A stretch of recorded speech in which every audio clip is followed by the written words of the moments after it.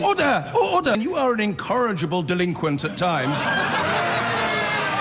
Behave yourself, man! Well, we reported earlier on the Prime Minister's defence of her Brexit plan, part of which he says is aimed at asserting control of Britain's borders and controlling immigration. And this week, with just over 6 months to go to Britain's planned departure from the EU, we will be looking at some of the key questions in this Brexit process. And tonight, we start with John Pienaar, who considers Brexit and the immigration question. How will trade work after Brexit? Will we be richer or poorer? Why haven't we left yet? Will migrants still be able to come? Corn fritters, anyone? First, someone has to pick it. And here, on this farm outside Peterborough for 10 hours a day, the answer's this team of Bulgarians and Romanians. Does Britain need so many migrants? Well, not enough natives want to do work like this, not here at this farm outside Peterborough, not in a lot of places. Florian, do you think you're taking British jobs? Yeah, I think yes, because they don't want to do this job and we need money and should take this job. Some places where you rarely see a migrant voted for Brexit too. So who will get a welcome to Britain after Brexit? Everyone expected more migrants after the EU expanded in 2004 with 10 new countries. But it wasn't just a trickle. Numbers increased and then increased again, till that increase reached 189,000 in 2016, the year of the vote to leave. In these parts, foreign labour's always come in and been welcomed. Italians and Poles after the war, from the Commonwealth in later decades. The face of Britain has changed completely. Nothing much changes immediately on Brexit Day. Migrants, already part of the British picture, can stay whatever happens, though they will have to register. Free movement goes on during a Brexit transition, if there is a Brexit deal. And there could be a visa system like the one for non-EU workers for some jobs. And those numbers have already gone up, much higher than those coming from Europe. Hey, thanks very much. Take a look round Peterborough. Lots of places, plenty of businesses run by migrants, many more which rely on them. Then there's agriculture, construction, cleaning and hospitality. It also means pressure and some complaints about wages kept low, strain on schools, hospitals. Working out the UK's need for migrants, then matching that need and still satisfying those voters who want tighter control, that may turn out to be a political mission impossible. What do you think? Does migration cause a strain? Yes, I think so. There's more population now, so it's got to put strain on the hospitals and everything else, really. Yeah. You can't please everyone. The government's target for cutting net migration may be changed or scrapped in future, but either way more will come. Perhaps in future mostly from outside Europe, to live and work in businesses and services. Planning the new face of Britain will be hard. Recruiting and training Brits to do the jobs some migrants do, tougher still. And maybe hardest of all politically, selling that vision to the country. John Pienaar, BBC News, Peterborough. Well, we heard earlier about the latest attempt to resolve the Irish border question, a key sticking point in the Brexit negotiations. This week, BBC News is considering some of the most common questions being asked about Brexit and its potential impact. And tonight, our correspondent, Damien Grammaticus, investigates that Irish border issue. What will Brexit mean for the Union? Why haven't we left yet? Will we be richer or poorer? Will problems with the Irish border stop Brexit? On the way to Brexit, the biggest roadblock we face, the Irish border. That's it. We've just crossed the border, Ireland to Northern Ireland. No markings, just the signs change. Today, it's almost invisible. A century ago, the division of Ireland, partition and the building of customs posts led to years of troubles. Those ended after the Good Friday Agreement brought peace. The fear is reimposing border checks would risk new violence and be hugely complicated. So Theresa May and the EU have promised to guarantee there'll be no border under any circumstances. Mrs May says she wants no new customs or other checks here. They wouldn't be needed if the UK quits the EU but stays in its single market and customs union. But Mrs May says leaving those too is a red line for her. It wouldn't be delivering on Brexit. The border is this stream here. The Renahans have farmed here for 6 generations. Their fields stretch both sides of the border. Between the Republic of Ireland and the UK, United Kingdom. These are both your fields? These are both my fields. Ireland will have the UK's only land border with the EU, and a busy one. 30% of milk from the north goes south to be processed. 50% of lamb does too. And from the south comes 25% of beef used in the north. The EU's proposal is that if any checks are needed, they won't happen along the line between Northern Ireland and Ireland, but between it and the UK. Northern Ireland staying under most of the EU's single market and customs rules. But for Theresa May and Northern Ireland's democratic unionists who support her in Parliament, any new border within the UK is unacceptable. However, the UK government has not put forward any alternative legal text to the EU's version. That's the only one in the negotiations. Mrs May hopes a future trade deal built around the Chequers plan will make border checks unnecessary. But the EU wants a border guarantee now. Without one, it won't agree an exit treaty. Without that, the UK faces a no-deal Brexit. This is the final point of our journey, the port of Warren Point. We're in Northern Ireland, the Republic's just over the water there, and this handles a little more than 10% of Northern Ireland's trade. Some believe technology can erase the borders, but both the EU and the UK say it can't remove the need for checks. So the dilemma, is there any border solution acceptable to the EU, UK, unionists and other Brexiteers alike? The EU's hope now is to tweak its plan to make it more palatable by making any checks that would have to happen here less obtrusive. The question is, could Theresa May sell that to her party and MPs in Parliament? If not, any Brexit deal may be in trouble. Damien Grammaticus, BBC News on the Irish border.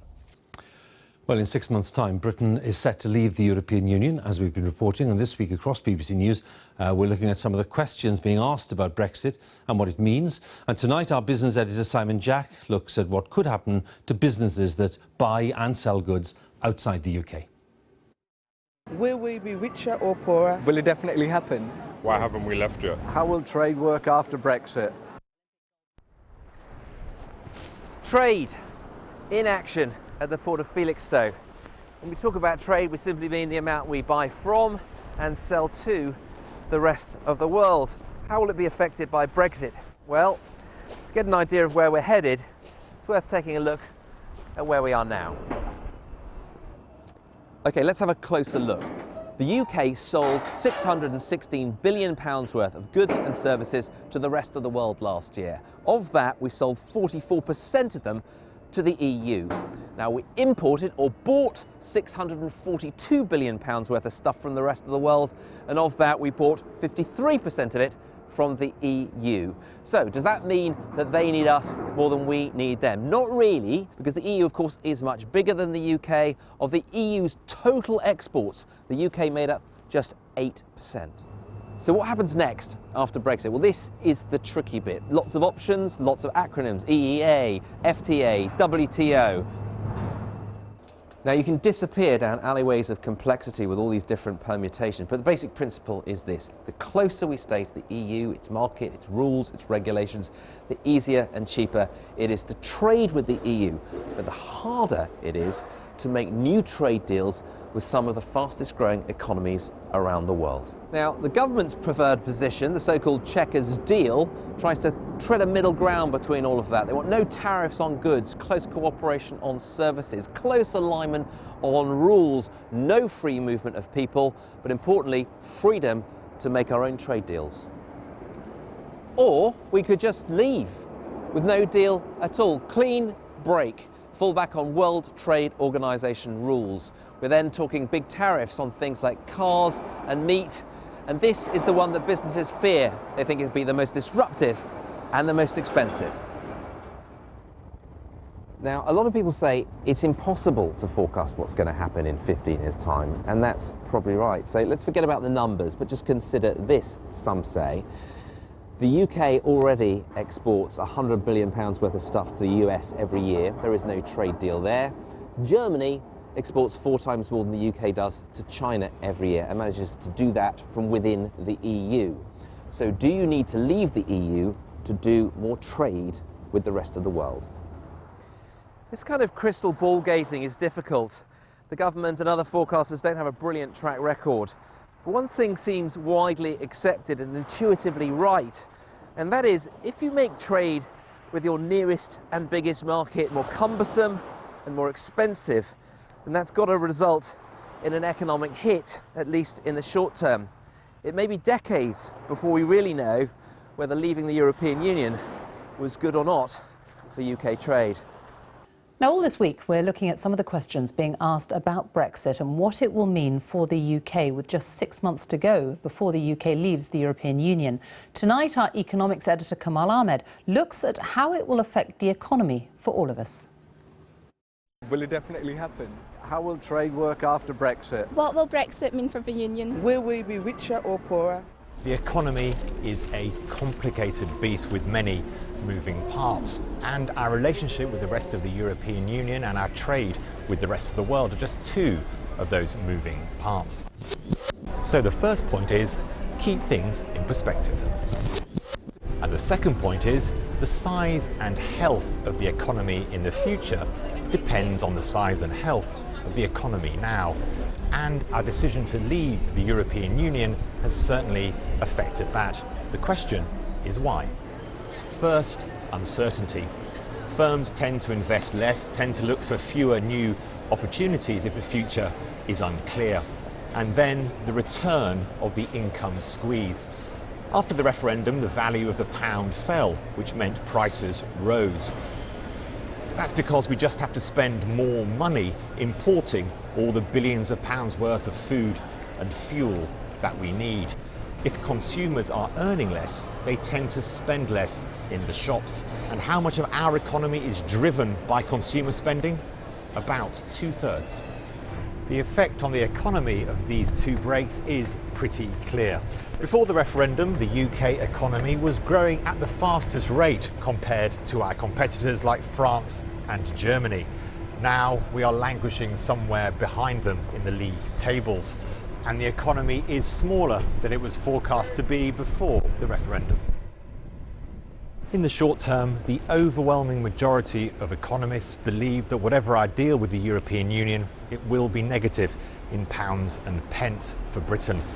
Trade with the EU, our biggest trading partner, will become more complicated. And no deal, economically, the forecasters say, will be the worst outcome of all. That when the British people voted last June, they did not vote to become poorer or less secure. Brexit, richer or poorer? Well, that might depend more on how good our schools are, how strong our entrepreneurs, how much politicians do to support working people. The longer term is a fickle beast. The famous economist John Maynard Keynes once said, in the long run, we're all dead. Of course, we can flourish outside the European Union.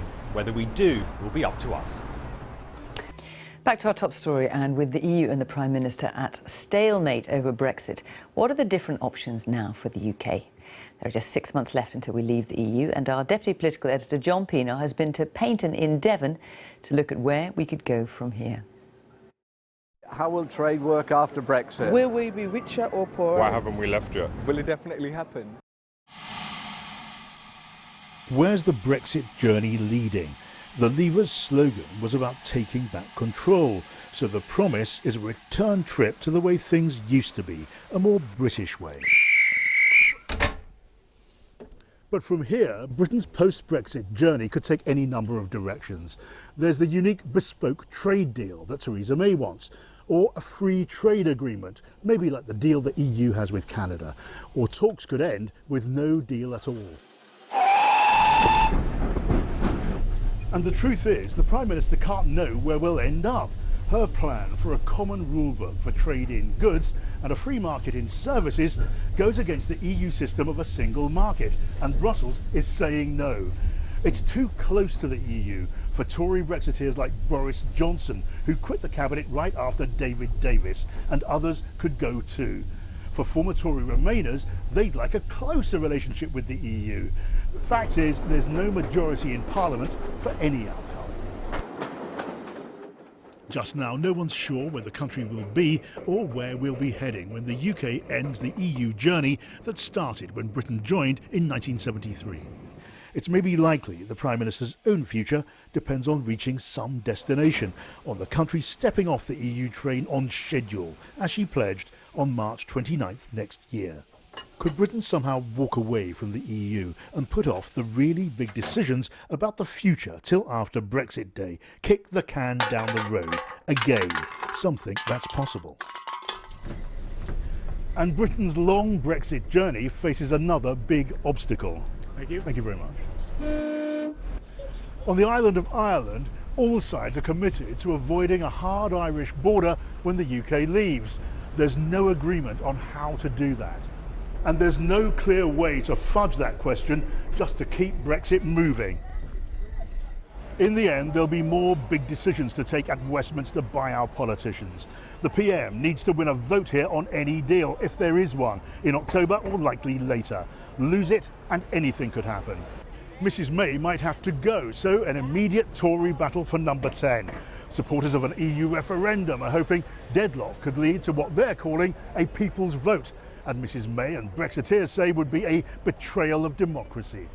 The Labour leader's not convinced it could ignite fury among Brexit supporters, and as for reversing Brexit, the cries of betrayal would be deafening, but some MPs on both sides are hoping for even that. This row has the capacity to split the Tory party and Labour too, and who knows, deadlock and crisis could conceivably lead to an early general election. Brexit's the biggest question facing Britain since World War II. If no clear way through is found, it might just end where it started, with the people. John Pienaar, BBC News, Westminster.